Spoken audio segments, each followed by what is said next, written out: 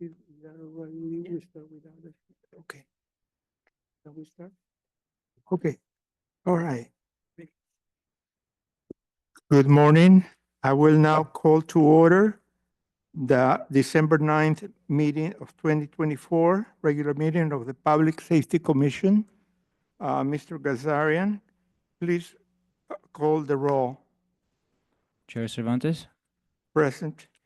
Vice Chair Munoz, Commissioner Donnelly, Commissioner G, Present. Commissioner Hogwin, Here.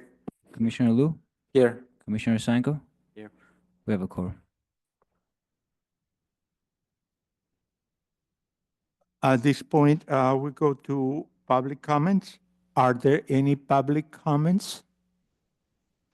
There is one public comment submitted via email and it was included in the packet, and there is another public comment from Ms. Yvonne LaRose. Would the letter that we Yes, receive, is that yes. public comment? Because I think, Ms. LaRose, do you want to make a public comment? Okay. Go ahead.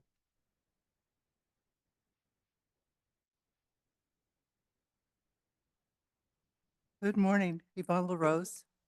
And I'm coming to you because I learned about an LA Times article regarding a detective, a South Pasadena detective, who was accused of some grave behavior and past history. And it was troubling. The burning questions were, how did he pass screenings in order to be hired as a detective for South Pasadena? How did he pass any screenings to be hired as a law enforcement officer? When was he hired in South Pasadena? Who were his underlings who he trained or to continue his practices? And I read the article and it pointed to an investigative report. Let me back up. I think Chief Selensky is the one who can answer most of these questions that were raised, these burning questions that were raised. But I did go to the investigative report that was referenced in the article, and I looked at it. I come from a background of having been married to a police academy cadet, and I've looked at various instances of police enforcement, various degrees and qualities of police enforcement. And as I read the report, I saw a mixture of things that were happening. Some of those who witnessed the behavior that was brought into question are veterans of 15 years or more. And what was happening as I read the report was that they were going on community standards for the old regime. Some have evolved as our civilization has evolved and started using more questionable behavior with regard to others. And therefore, they saw no problem with what was going on. And then I saw instances of people who were verifying the things that were happening and but also called the training that they received under this detective very good training.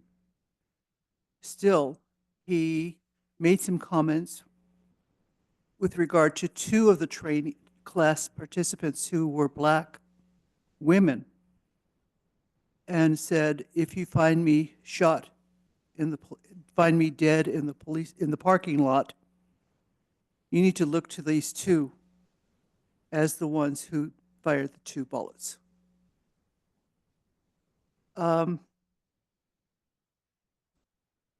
This detective resigned from South Pasadena Police Department. And I am very glad and relieved that that happened, because in my notes, I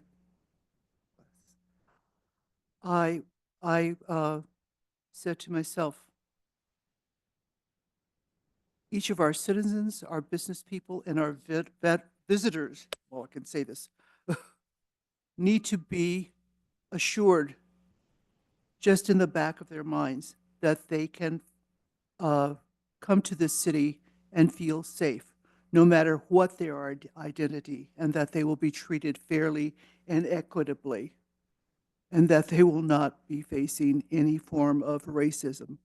I think for our police department, for the most part, we have achieved that. And I think that is also the case with our fire department. And we have some sundown town proclamations that have been floating around for the past 6 years. Seems as though we go every 2 years and issue a new one. But the fact that this person voluntarily resigned says that he recognized his mistakes, and he recognized that being in South Pasadena is not a good fit for him. And I hope that his resignation can underscore the fact that we don't need any more proclamations. We need actual action in order to establish that this is a safe place to live for everyone. Thank you. Thank you, Ms. Rose. At this time, the Chief Solinsky is not here. He would be the best person to answer to your comments. Is there a deputy chief that would be able to answer to these comments? No, no deputy chief.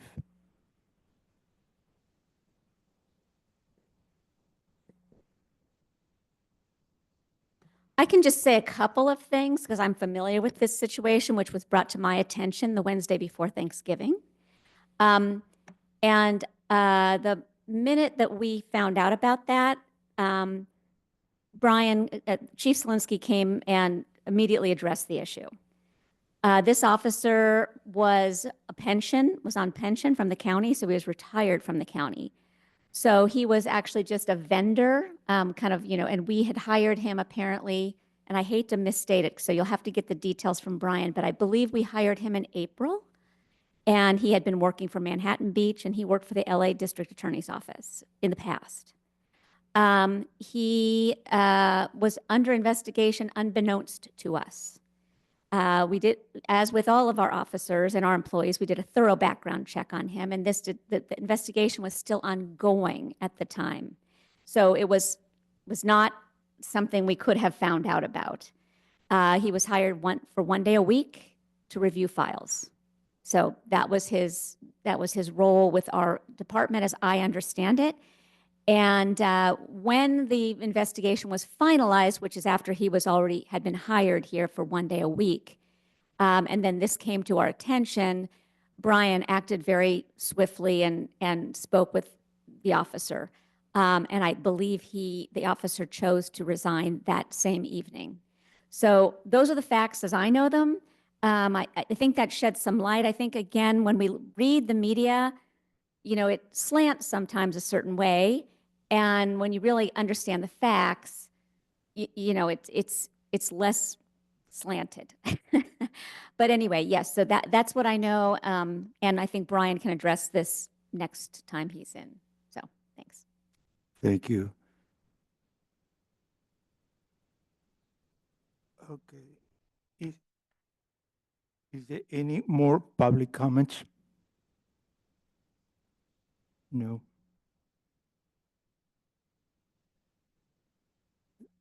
The one, the letter. No, that no was- more public comments, no. The letter that was sent, that one regards the traffic. Yes, the letter was submitted via email, and it was included in the packet for the general public and for council members. So So, that was not, doesn't become public, part of the public comment. yeah, yes, it is, but it's already included in the packet, so we don't have anyone to speak on it, and we don't have anyone to present it. Okay. Moving on to item number 2 on the agenda, Motor Officer Mike Sanchez will now make a presentation of November enforcement at intersection of Garfield and Clark Place. Morning, Commissioners. My name is Mike Sanchez. I'm the supervisor of the department's Traffic Bureau, and the chief asked me to make this presentation to give you a better understanding of the complaints that we have been receiving in regards to this intersection at Garfield Avenue and Clark Place.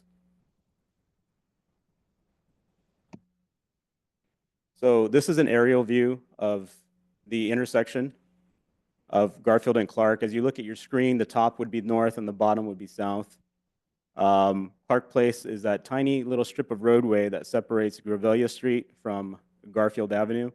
Garfield Avenue is a highly traveled northbound, southbound street, but here where it intersects with Clark Place, it curves to the west and then goes north, continues north to a cul-de-sac that ends at Blair High School in Pasadena.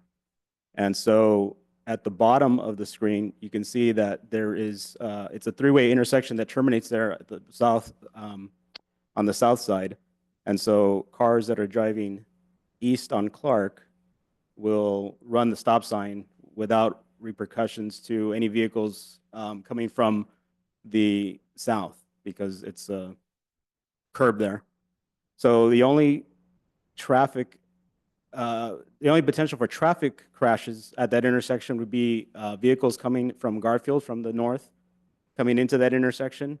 However, they do yield to the vehicles that are on the more busier street, Clark, which then becomes Grevilla, and Garfield Avenue. You can see there that there's a Las Flores, that's a driveway into some residential condos. Vehicles frequently go in and out of there. And then there's Stratford Lane, which is that little alley where vehicles sometimes come out from. So the real potential for conflict at this intersection is with vehicles and pedestrians. So the complaints we receive is that vehicles do not stop at the stop sign, and there's been numerous near misses is what we're told. However, we have not had a collision in this intersection for over 3 years. If you go to the next slide. So this is a point of view if you're coming from the 110 freeway, coming from Fair Oaks, approaching the intersection of Clark and Garfield. You can see there the curb that is red, where cars will just frequently, run through that stop sign without even slowing down.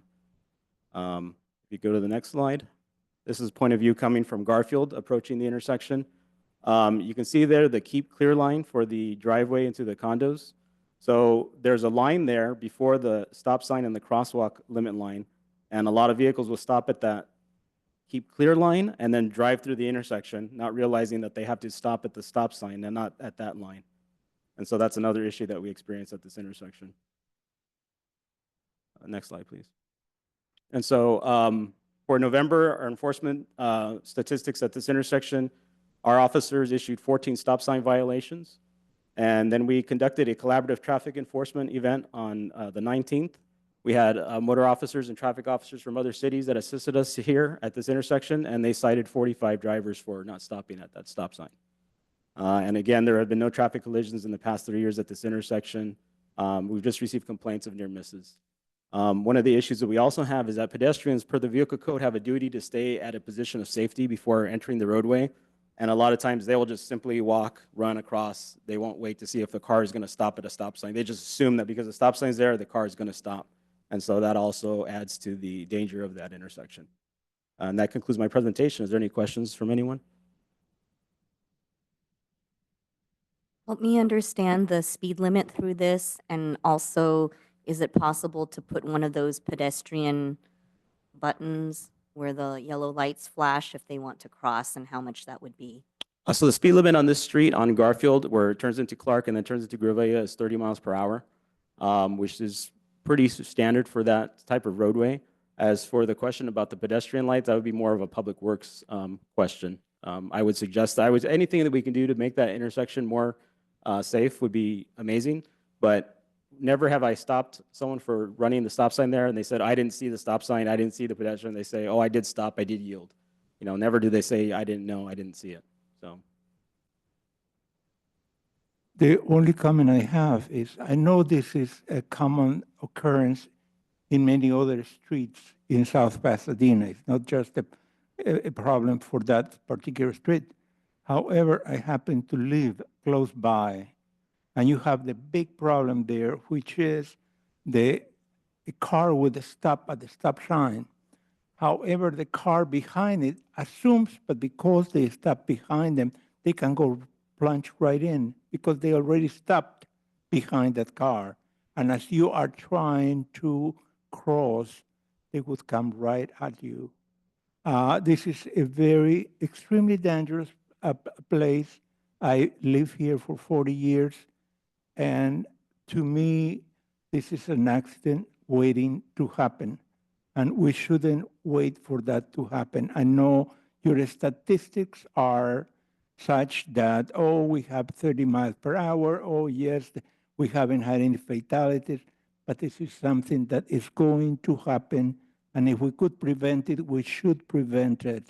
There is such thing as when the traffic, we have these police that come and give tickets, the motorcycle policeman keeps going on and on and on. I mean, it's an ongoing thing. People just don't bother to stop. And you have children coming from, there's a huge apartment complex inside in one of the pockets there that has many, many children crossing to go to school. Then you have elderly people, you have people with pets, and these are people who are very vulnerable. The children, sometimes they stand there because they don't know when people are going to, they know there is a stop sign, but they don't know if these people would bother with that stop sign. So I really encourage you to look into not just another study, because I know what the studies say, oh, but we didn't find that many cars that went over 30 miles an hour or whatever. These people do not respect that particular thing. They assume that because they're running late to go onto the freeway, they can just zoom right by no matter what happens. And we have to stop that. If Ms. Yee suggested, if pushing a button and having flashing lights from the on the pavement would help, that would be great help. But it's gotta be more than what we have right now. Right now, what we have is extremely, extremely dangerous, and we should not allow it to keep on going. So I encourage you. I think I saw the letter from the gentleman that wrote the letter to the commission regards this thing. Everything that he listed was true. Everything, I have lived through it. There was a response letter from one of the councilmen that also happens to live a few yards from that crossing.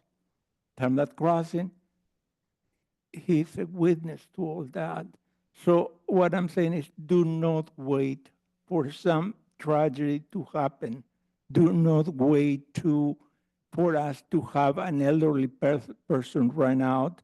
I have a son with disabilities, and he's autistic, and he's used to, well, if it's a stop sign, I am more able to go across, to go through the park and exercise, do my running. But he has so many close calls, he's afraid he won't walk across. It is like it's taking your life in your hands. And we have to do better than another study to decide if we need to do something. It's not that we need to do something. We have to do something now. One of the people already that lives in that area has written, and we need to really be more proactive and do something about it. So thank you very much. Commissioner Cervantes, if I could follow that up, completely unsolicited, I received another family friend's comment while we were playing at Garfield, who lives across the street from there, who said that, hey, this happens all the time. What worries me the most is that there is a significant number of kids crossing right there. And unlike the south side of Garfield, where there's pretty good visibility all around the intersection, you've got cars whipping around that may not see people crossing.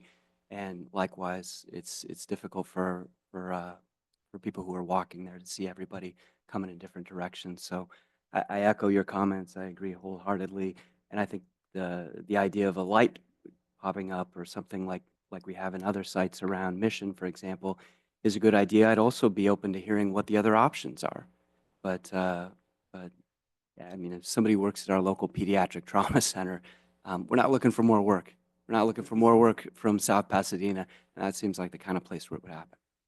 Yeah. You know, a lot of the concerns that you're bringing up right now are related to the engineering of the location, and the police department only focuses on enforcement. So, you know, I think it'd be a good idea if you would recommend that this be brought up to the Mobility and Transportation Commission so that they can, you know, work on the engineering aspects.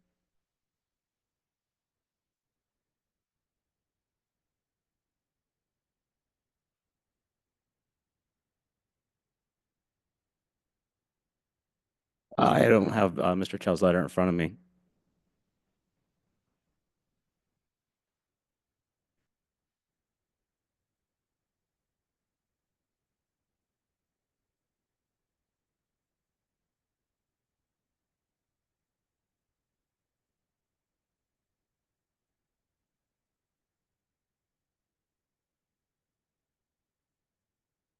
Not in the police department. That would be a public works issue, and it is an engineering issue, whereas the police department just focuses on enforcement.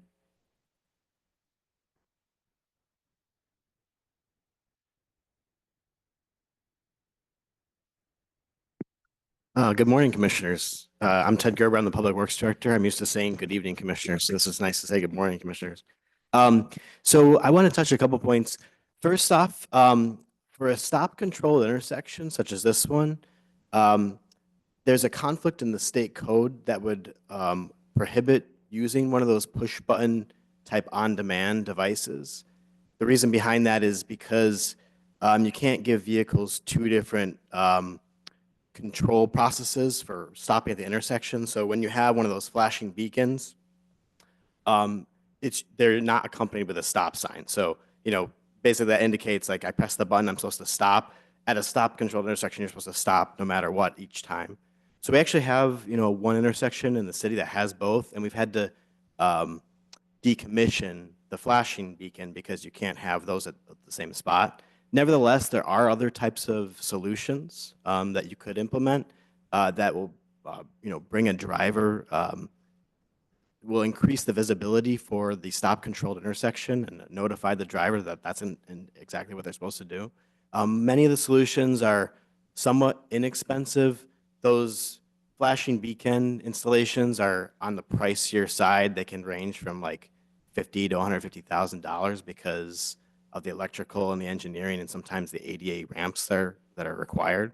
But there's other types of things that can be done that involve, you know, lights and, you know, additional warning, advanced warning. So we can take these comments and, you know, discuss this with our Transportation Commission and come up with some options, if that helps. You bring up something very interesting, how expensive this thing is.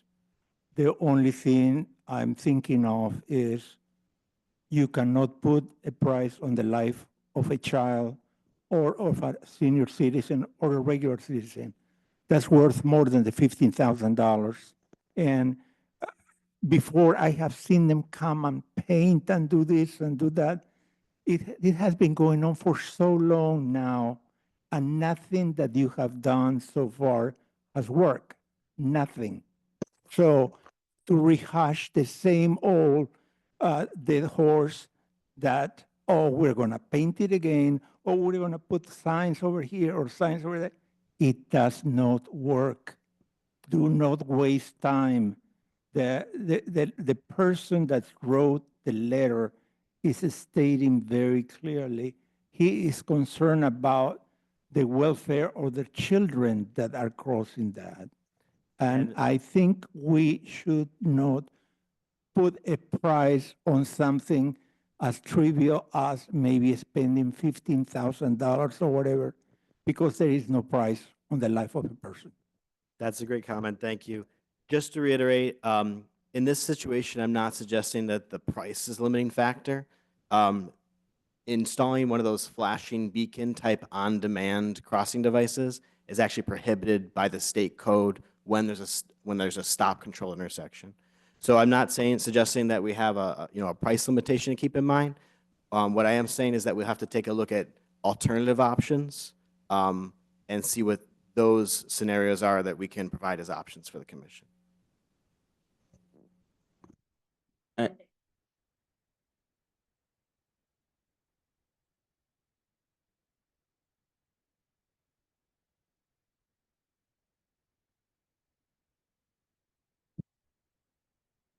So, the flexible bollards themselves also have to be designed. We don't install those, based on how we, feel they should be put in.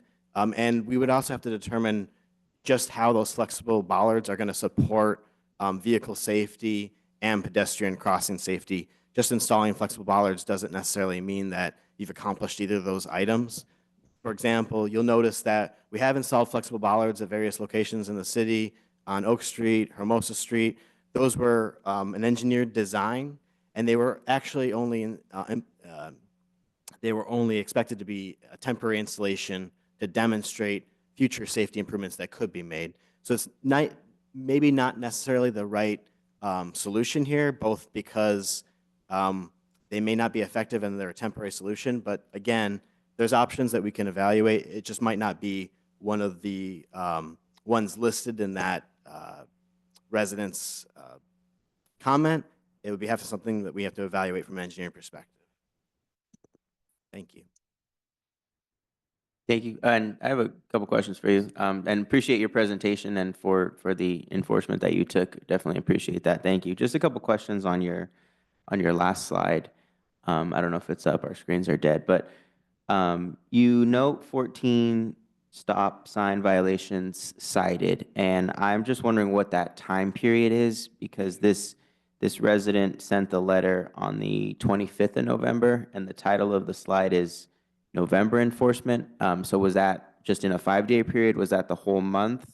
That's for the entire month of November. Okay, but with particular emphasis on the 25th through the 30th, or pretty No, even? that's just all the citations that were written at the intersection of Garfield and Clark for people who did not stop at the stop sign. The officers who were there are also looking for people not yielding to pedestrians. None of those citations included any of that violation. So typically, that's the violation. They don't even have a chance to not yield to the pedestrian. If the pedestrian's in the crosswalk, typically people are stopped. It's rare to see someone, drive through the intersection when there's a pedestrian crossing where they would violate the failure to yield to pedestrian. It's more common to see them just flying through there, not stopping, not even giving the pedestrian, as was mentioned, a chance to step off the sidewalk. And so that's the majority of the citations you're right there. As far as the engineering, there is space on both sides of the intersection for 2 vehicles to come to the stop sign at the same time. And so vehicles that are traveling from the freeway, if they're behind someone who's going to go left up to Garfield because they live up there, they're passed on the right without stopping. That's a common issue we see. And also people who live up on Garfield, they'll just also make a right turn without stopping. So even the residents in that area don't stop at that stop sign. So the fact that we wrote 45 citations approximately within a 4-hour window on the 19th in one day, that was during daytime hours, that was in the afternoon when kids are getting out of school, walking home. It just shows that any time of day we go there, we're going to make citations. And I don't think that there's anything that we can do that's going to stop people from running that stop sign. Of course, we should do all in our power as a city to make that the safest intersection as possible. But people are just going to, they're scofflaws. They don't, since 2020, the tendency to obey the law has gone from high to very low. It's just my experience here. Yeah, appreciate that. And you answered my second question. What was the window of the collaborative enforcement? Third question, and third bullet. No collisions in the past 3 years, and that's something that you mentioned earlier in your presentation as well. Is that just, I mean, how do you arrive at that statistic? Is it just collisions that would have needed a police report? Could there have been potentially a collision? I don't want you to speculate, but could there have been a collision that didn't necessitate a police report potentially? That's possible because sometimes it's a minor, fender bender. Someone stopped at the stop sign. The person behind them didn't think they were going to stop, and then, rear ends them, and it's so minor that they don't even call the police. No one was there to call us. So that is possible. But the reason for the 3-year window is because that's when the department got the new CAD system, the new Flex system. So we went right back from the beginning and looked up all the traffic collisions that we have reported, and there was none in that area. So, we didn't go back into the old system to check. But I've been here 17 years. I don't recall injury with a pedestrian in that intersection in my 17 years here. Awesome, thank you for that. I have an idea, but council member, deputy chief, did you guys want to speak? I was going to potentially make a motion, but I don't want to close debate if there's still. So I just want to say, I was on the Public Safety Commission from 2012 to 2016, and I thank you for all you're doing. This happens a lot where where in the past we would get safety issues that came up that really sort of need to be solved or figured out by the Public Works Department, because the police, as the officer said, they can enforce the law, but it might be a bigger issue that involves engineering, as Ted mentioned, and kind of really studying it from an engineering standpoint. So I know that gets frustrating because the engineering takes time, and I've actually, Ted and I addressed something down on Alhambra Road and Fletcher. And I think you're still, I don't know if you're still working on it. And the sort of the things that can be done right away were, I think a tree got trimmed, you put the red tape on the pole, which we could do here perhaps, although I hear that they're not saying they didn't see the stop sign. Not an issue that they can't see. It's an issue that So- they say, I did do it. So to me, so I just wonder whether they're short-term, long-term, right? So Public Works can take this on, but in the short term, can we put the red tape? Could we put up the electric sign that, have that sign that says usually slow down, but could it say yield to pedestrians? I don't know what the options are, but I just wanted to mention that this happens often where we really have more of an engineering traffic problem. I mean, it is but which becomes a public safety issue. So anyway, that's all I wanted to say.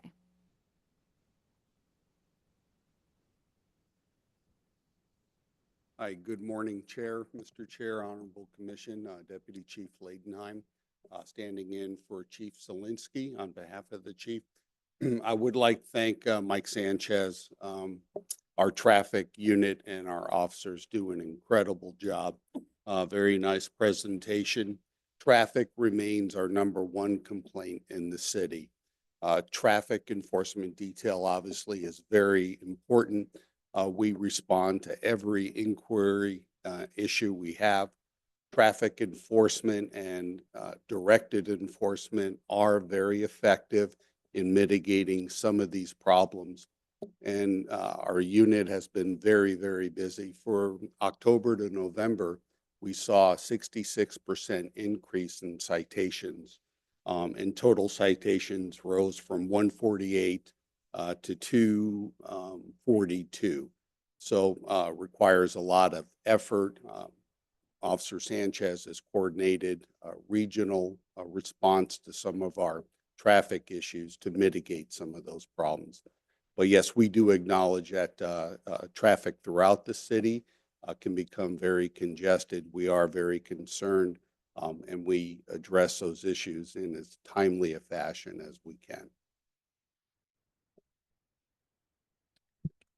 Thank you, Chief, and thank you, council member, and again, thank you, officer. I have an idea, and I'm interested to see what my fellow commissioners think about this, and then staff too can let me know if this is out of line. But I had an idea for a motion to retain jurisdiction over this issue, particularly as it relates to the enforcement, but also refer the issue, particularly as it relates to the engineering, to the Mobility and Transportation Commission, where Director Gerber and his team can potentially look at what can be done from an engineering side while we retain jurisdiction over the enforcement side. Does anyone have any thoughts on such a hypothetical motion?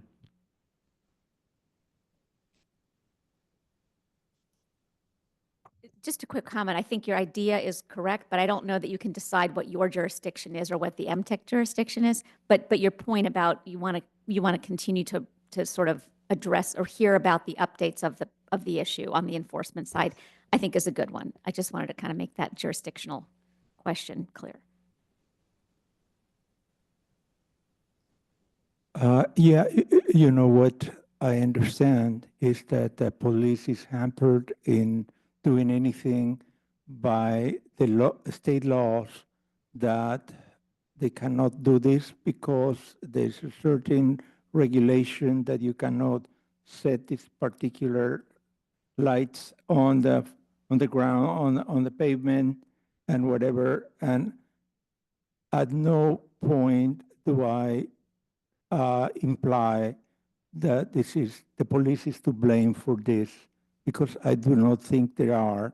I think they do a great job, and I think they are. If they weren't there, it would be 100 times worse. So it's not anything that has to do with the police, but it is that we are dealing with different departments, we're dealing state, and we're dealing, I don't know, what else we are dealing with, what other regulations we have to be dealing with. But to me, the main thing is the public safety. I am worried about the public, the security, the seniors that cannot run through it. I mean, I have seen cases where you start crossing and the car starts pushing right in front of you. And it's like, this shouldn't happen. It just shouldn't happen. Or, you know, you mentioned that it was a two-way street where they would come and the one would turn there. But the case I have watched is not that because the one is turning the other. It's one after the other, and the one that is behind assumes that because the one in front of them stopped, they don't have to stop. They can just plunge right in. They assume that they have already made a stop, so it doesn't concern them. That is what is so disconcerting and so dangerous. So anyway, I hope you don't take it as I am blaming the police on any way or form, because I don't think it's the police fault. However, what I'm thinking of is the public safety, and this is an ongoing issue, and we have to do something about it.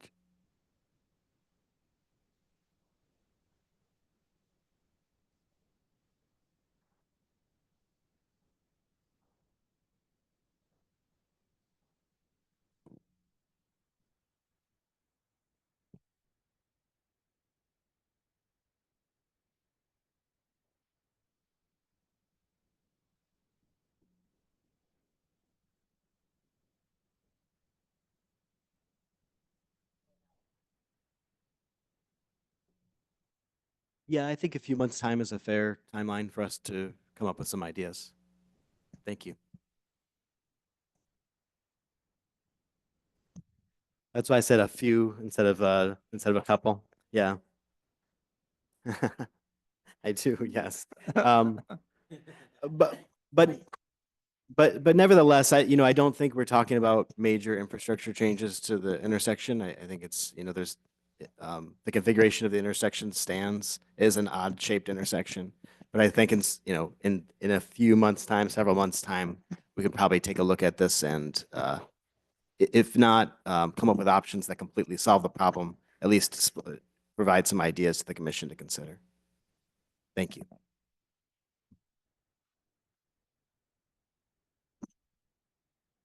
And I would like to add that proactive enforcement has shown to be very effective with that 96 increase, the number of citations. Education is a major component of our traffic and our officer details when we do proactive enforcement. So I just want to say the educating the public, maybe doing some public service announcements and then increase patrol, I think could mitigate some of your concerns. If I could just make one more comment. I think because I think your proposal fits nicely into an idea that's been promoted by the local EMS agency for the county, which is that traffic safety and traffic injuries also fall within the public health realm. So I think that does relate to the type of work that we're doing here. And the other comment I'd have for us as a committee and also for anybody coming back with proposals is, what's the metric we're looking to change here?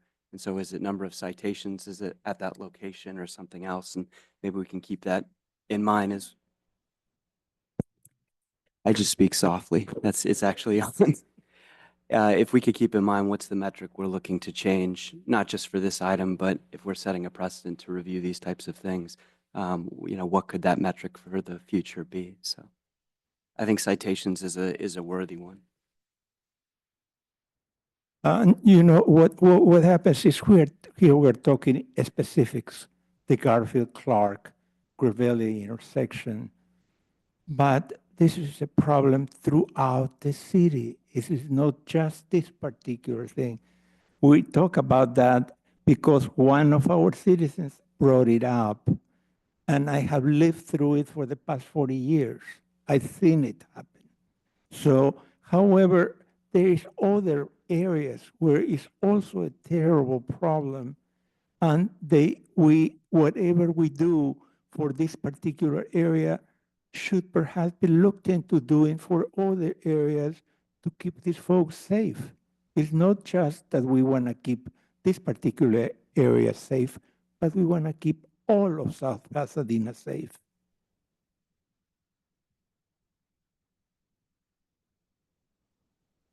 One other suggestion would be to have one or two of you go to the MTIC, the Transportation Commission, and express your concerns about public safety and that there's engineering problems. There's another, I thought of Alhambra Road and Fletcher. We also have Marengo, and there's a group that's formed called Marengo Matters.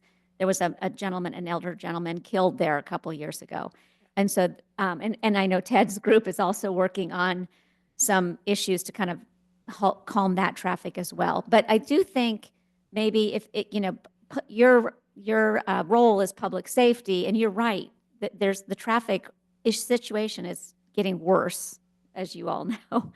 And so maybe you just go to MTech and just express your concerns and, kind of maybe work together. I don't know, just a thought. Thank you. Thank you. And one more comment. We do try to leverage technology and other aspects, coordinating with traffic, placing vehicles out there that are not occupied by our officers, changeable message signs. There's other ways to address, to impact public behavior at problem intersections. So we'll look at all our options as well. And we've heard your concerns. So thank you. Thank you very much.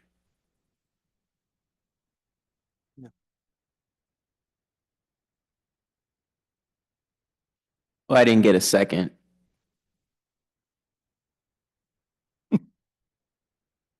Third. Yeah, I think it's a good idea if we could have that. I guess with the council members' input regarding jurisdiction, I'd maybe reword it to continue to hear updates about this issue, but also refer it to the Mobility and Transportation Commission.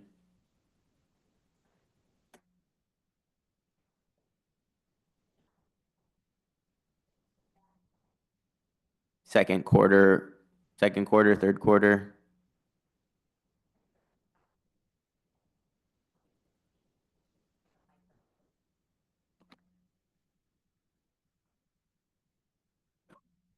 I'm also happy to attend. So our next meeting is actually next Tuesday, Tuesday evening at 6:30 p.m. in this chambers, December 17th. Sure. It's every third every third Tuesday of the month at 6:30 p.m. If you're interested in January, February. Thank you.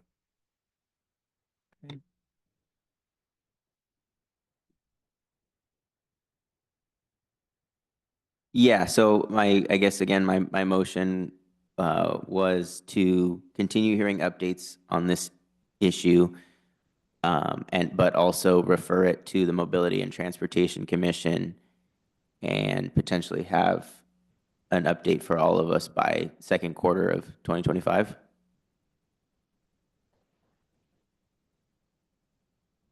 I third, whatever, I hope it's passed.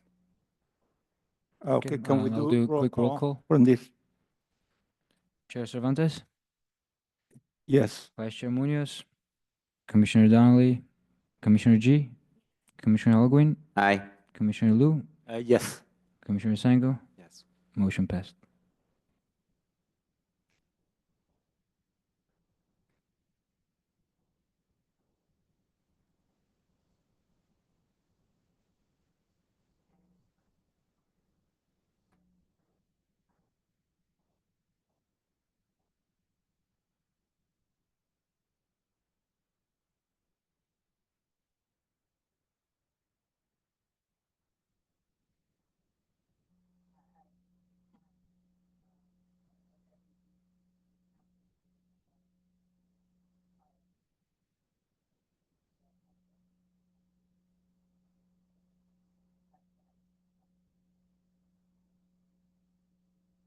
Thank you. Okay, moving on to item number 3 on the agenda. Minutes to the Public Safety Commission regular meeting of October 14th, 2024. Do I have a motion to approve the minutes? Yes. Second, Chair Cervantes, yes. Commissioner G, left, Commissioner Alguin, Yes. Commissioner Liu, Yes. Commissioner Sanko, Yes. motion passed. Moving on to item number 4 on the agenda, minutes of the Public Safety Commission regular meeting of November 19th. Do I have a motion to approve the minutes? A motion. Sorry, Mr. Chair, point of information, I think on the minutes. Commissioner Sanko, were you in attendance for that meeting? Now, my understanding is that this is for November, correct? Correct, the drone meeting. My understanding is that on the official schedule, that November is excluded. It's the special meeting. But I was not present for the special meeting that we were notified about the week before. So my question on that, thank you, Commissioner. My question on that then is for item 2B, action discussion. It lists the ayes and then the absent is myself and Commissioner G, but I don't see Commissioner Sanko listed anywhere, whether he was an aye, a no, an absent, or an abstain. He just is not listed. On the actual minutes, he is listed as an absent member of the commission. Here, I have the copy. But on 2B, item 2B, Are you referring to the minutes of the 19th? November 19th, the special committee meeting? yes. Commission action and motion, 2B.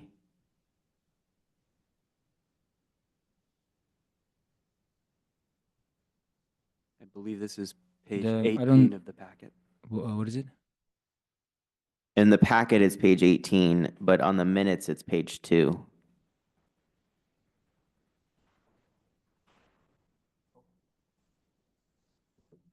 Does anyone else see that? Oh, I see.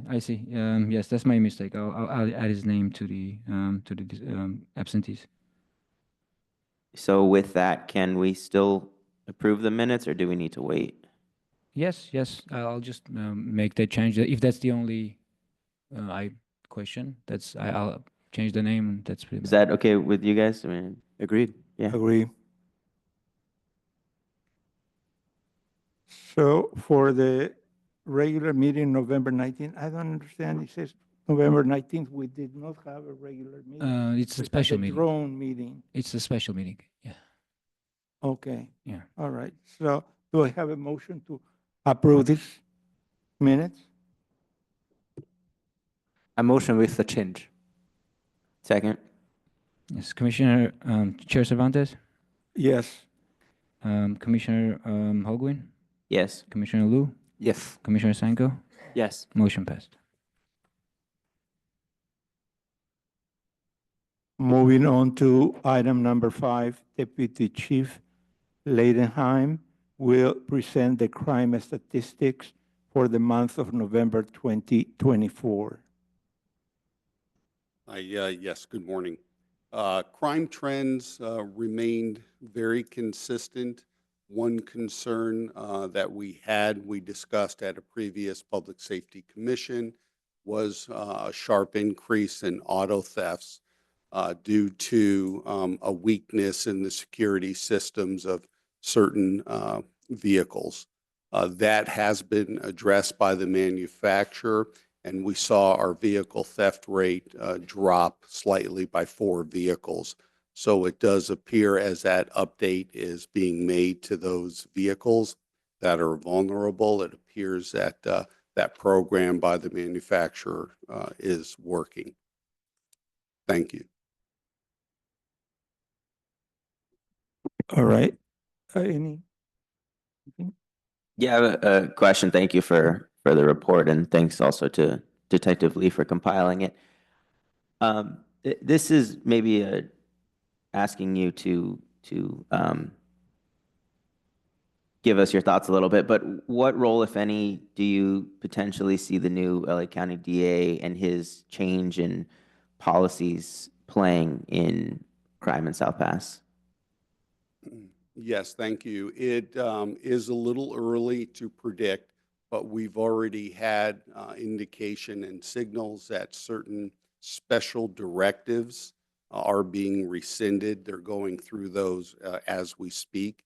And while we haven't received any formal notification on what is being rescinded, we anticipate filings by our detectives to increase based on alleging priors and then certain offenses that were precluded from formal filing now that will be included in formal filing packages. So we do expect an increase in our detective workload. Our patrol will continue to enforce the law as it is written, but we see most of the impact with our investigations and our case filings. Should we then be prepared to see the numbers potentially jump, or will that not necessarily change the numbers, just the actual prosecution? So so our patrol, we've been enforcing the law per the penal code. The biggest impact is on the back end, is filing cases with the DA. Cases that are diverted will no longer be diverted, they'll be filed. So we expect those on the back end case filings to increase, but we expect our field activity to remain consistent. If I could just make one other comment. I'm still concerned about the jump this year in the number of stolen vehicles. And it looked like December is the month where we had the greatest numerical, at least last year, number of stolen of auto thefts. Is there any mechanism of messaging the community and advising on ways to keep your car safe this month as we head into the holidays? Yes, so Detective Richard Lee, who conducts our neighborhood watch programs and puts out the flyers, reminds people to keep especially during this season, December, we see an uptick, people not locking their vehicles, having packages, so forth, stolen, and deliveries to the front doors of people, those packages disappearing. And there has been a regional increase in U.S. mail thefts. We've seen that across our San Gabriel Valley and throughout Los Angeles. So we do have a new postal inspector that we've met with and we are working with in a regional approach to try to stem some of these mail thefts. We had a significant arrest last week involving people using glue traps to steal mail from the different postal collection sites. So it is rampant. We do expect an uptick in those type of thefts, but we are messaging through our neighborhood watch programs and to have people lock their cars, secure their vehicles. And our flock system is very robust in this city. We do have many of these vehicles are taken for joyriding purposes, not taken to steal the vehicle permanently, but to use that vehicle for very short-term transportation. And our flock system does an incredible job of alerting our officers to that. And we recover those vehicles in a very short period of time. So we are leveraging technology and some of our resources with outside agencies to try to impact some of these crimes. All right, thank you. Moving on to the next item, City Council Liaisons Communications. Do you have anything? No? Staff Liaison Communications? No. So now we're going to go to Commissioner comments. And I would like to make a couple of comments. Number one, this is the end of the year, and next year they will be changing. The liaison will be different, and so on and so forth. So at this point, I'd like to take this opportunity to thank Councilwoman Braun for all your help, for your care, for your expertise. And you knew exactly what we're dealing with because you were a commissioner in the past. But more than anything, you care so much about it, and we're very thankful to you. Thank you, ma'am. Another comment I'd like to make is this is regards the article on the LA Times that came out. To me, this is one of the most unfortunate things that has happened because the police is trying to put a foot forward to the public. They get pummeled every chance they get to say how terrible they are, how abusive they are, and all that. And I know for a fact that the South Pasadena Police Department is trying very, very hard, as well as our fire department. These are people we can rely on. These are people that we should be able to feel that we can trust them. And this is what's so unnecessary to have them blamed for something that in this man's file, there should have been a very clear statement saying, do not hire. This person should have not been hired. I know then we're dealing with legalities. Maybe that is not allowed to put that, but this person had quite a record. He was abusive to women, to minorities, and whatever. But more than anything, forget about that.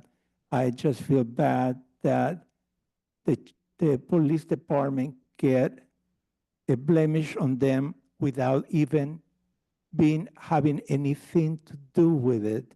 So for that, I feel sorry, but nonetheless, we're very thankful to Chief Solinsky and Chief Lloyd for all you do, for all you care to keep us safe. And we are, I mean, in this point in our lives, we need some security for ourselves and our children. And I'm telling you, you are essential in the existence of the city. And for that, I am so thankful. Thank you so much.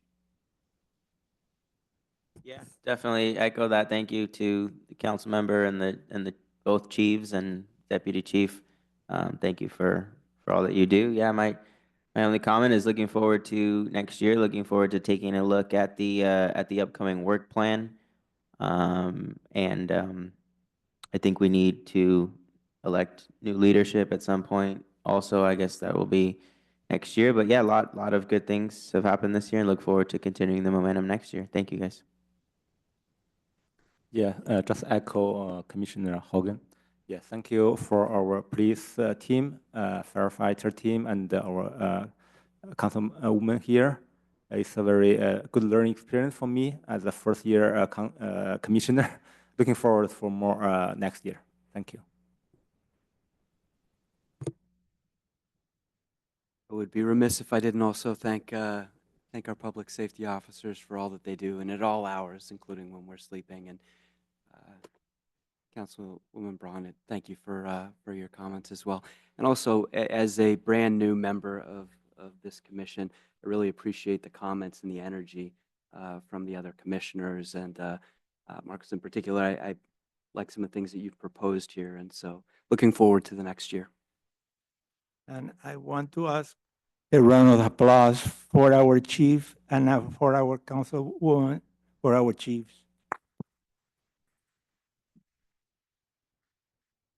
Thank you. I would add staff also. David and Kevin have been amazing this year also. Thank you. Thank you. Thank you.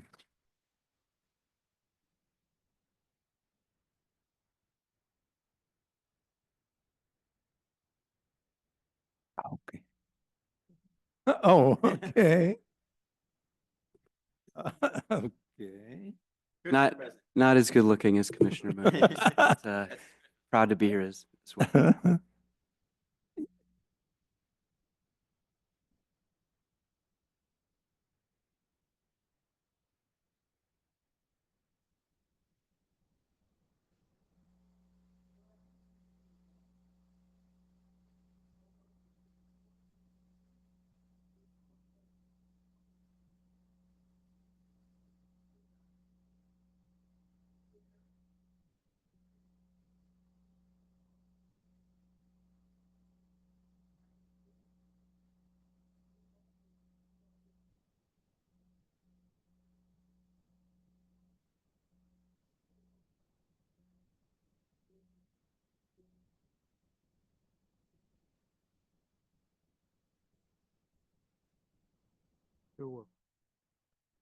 With no further items or comments from staff, I will now adjourn the meeting at 9:47 a.m.